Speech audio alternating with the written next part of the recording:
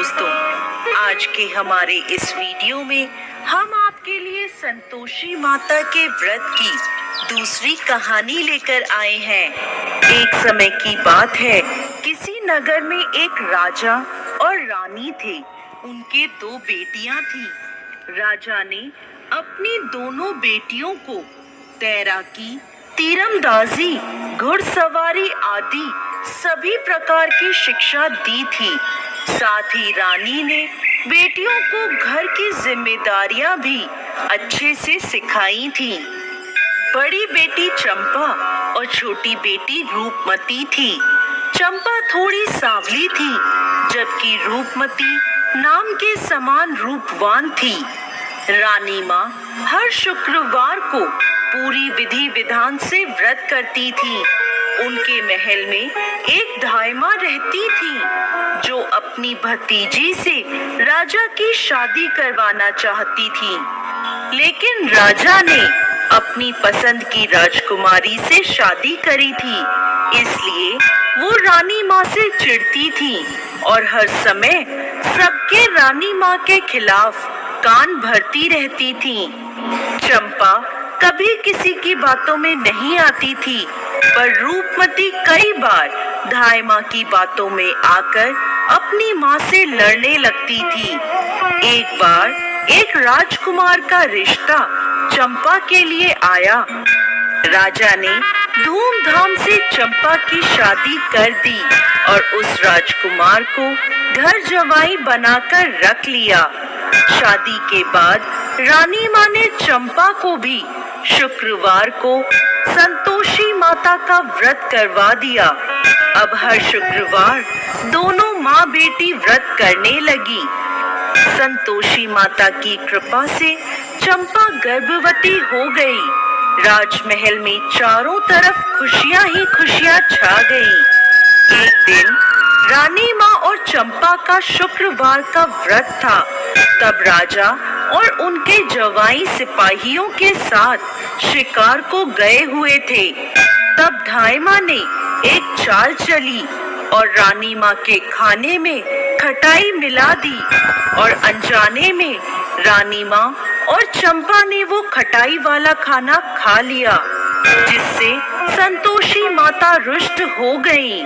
और रुष्ट होकर संतोषी माता ने राजा और उनके जवाई को रास्ता भटका दिया और उन दोनों की याददाश्त भी चली गई।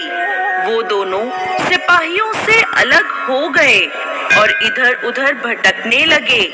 भूख प्यास से व्याकुल होकर वो दोनों बेहोश हो गए। उसी समय वहां से कुछ साधु गुजर रहे थे।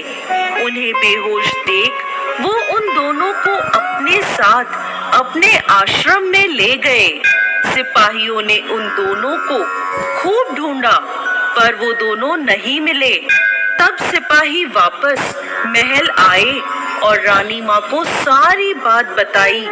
चंपा को जब ये पता चला तो वो बहुत रोई, पर रानी माँ ने अपनी जिम्मेदारी संभालते हुए चारों दिशाओं में सिपाहियों को राजा और जवाई को ढूंढने भेजा। कई दिनों बाद सब खाली हाथ ही वापस लौट आए। तब रानी माँ ने बड़ी बेटी चंपा को राज्यभार सौंप दिया और राजगद्दी पर बिठाया। अगले शुक्रवार रानी माँ और चंपा ने फिर से व्रत रखा। तब धाइमा ने फिर से चाल चली और उनके खाने में खटाई मिलाने लगी। लेकिन तभी रानी माँ ने उसे ऐसा करते देख लिया और उसे पकड़ लिया।